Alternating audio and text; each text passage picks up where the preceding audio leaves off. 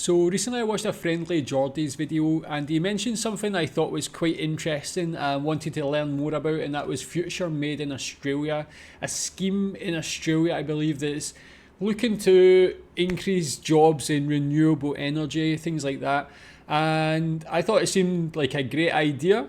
Interested to know what you think about it as well. This video is just a short one just to learn a bit more about it. I think Friendly Geordie said he's making a deeper dive video about the subject, so I'll be interested to watch that when he releases that. But at the moment I just want to find out what it is. It seems like it could create a lot of jobs in industry in Australia, which is a good thing, but again, I don't, the way he was talking about it is like there's some sort of it's being politicized, and like some believe it's a good thing, some people don't, so I really don't have any idea. Love to hear your opinion. Maybe you think it's not good for whatever reason, or think it is good. Tell me what you think and why. But let's just learn about it. Well, after a wasted decade of climate inaction, the government now wants Australia to be a renewable superpower. As part of the Future Made in Australia policy, it plans to spend $22.7 billion over the next decade to whip up interest from companies in the private sector for investments in renewables and industries which it considers critical to Australia's economic security. So he said there, just to pick up on something he said like having maybe something like 10 years of inaction or 10 years of not doing something. Is that correct in your opinion? Do you think Australia was not doing enough with regards to climate change or renewable energy in that last 10 years? Was there anything done? I know from watching videos before, people have told me like certain parts of Australia suffer quite badly with climate change, with like fires and things like that as well. So what do you think about the government's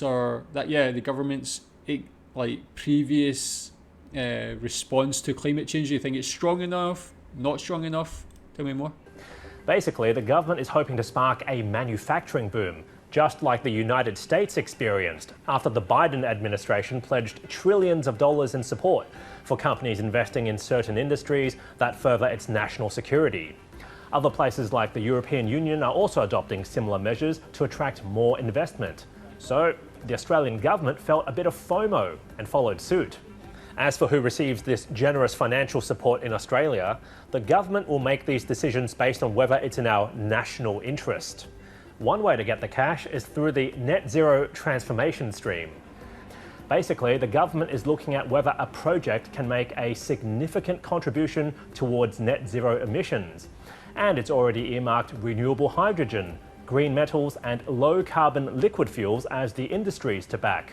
The other way is through its economic security and resilience stream. Just tell me about that as well. What do you think about net zero, the concept of net zero? I see a lot of things online and people don't think it's I'm only talking from a British point of view, maybe think it's not achievable, or think that the focus on that could be better used in different areas, or the money that's invested in it as well. There's seems to be tax on normal people to try and achieve net zero, so it kind of harms people financially. I don't know too much about it, but tell me what you think about the race to net zero for Australia. Do you think it can be achieved? What do you think about the current progress towards economic security and resilience stream, which covers sectors which are vulnerable to supply disruptions? The government says that includes the refining of critical minerals like lithium, cobalt and rare earths, and the manufacturing of clean energy tech like solar panels and electric batteries. Interestingly, even though the Future Made in Australia policy and its national interest framework haven't been passed into law yet, the government has already picked some winners without going through that formal process. It's already spending $1 billion to try and encourage more businesses to manufacture solar panels here, even though China makes them a lot cheaper. Yeah, what do you think about that as well? I guess it's good that they're trying to kickstart some economy or some industry in Australia. So even if China does, China produces everything cheaper, electric cars. Everything. I don't need to tell you that, but I think it's still good that trying to like do that in Australia as well. If it can be successful, I guess that's like that's the one that's still to be seen. But I guess it's good at least trying to do these things in Australia, so you can like again, made in Australia. You can buy Australian rather than relying too much on other countries like China. $523 million to create a local manufacturing industry for electric batteries, $470 million to build a quantum computer in Brisbane, and up to $200 million for Arafura Rare Earths, a company backed by billionaire Gina Rinehart, to develop its refinery in the Northern Territory. Okay, so that one they're giving a billionaire 200 million. What do you think about that? I'm not sure how they're framing this, like this process or this policy, and this is maybe like this is some, I don't know if they're trying to say that's a good thing or not, like the way they presented her as a billionaire, like giving her monies.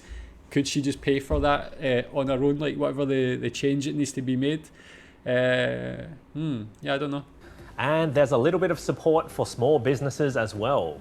The government will extend the instant asset write-off, so small businesses with annual turnover of less than $10 million will be able to immediately deduct eligible assets costing less than $20,000 until the middle of next year. And to help ease inflation pressures, 1 million small businesses will receive $325 worth of energy bill relief. Every little bit counts, I suppose. I don't know, maybe the way he's speaking, it doesn't sound like he supports this. Yeah, so maybe I don't know, like that's just what I'm picking up from his tone and how he said it. So I mean, when Friendly Geordies was explaining it, it seemed like very positive. They seemed a bit more cynical, I think. So it's like, gives me a bit more of an insight into what is going on. I kind of get it. They're trying to just build industry in these like renewable energies in Australia, which I think, like from the outside, seems like a good thing. Can create jobs and can lessen the reliance on other countries. I don't know how that translates to like the costs of these things. The end, are they going to be higher costs for the consumers and stuff like that? I'm not sure, but tell me what you think about this future made in Australia system or policy, and good points, bad points. Thanks.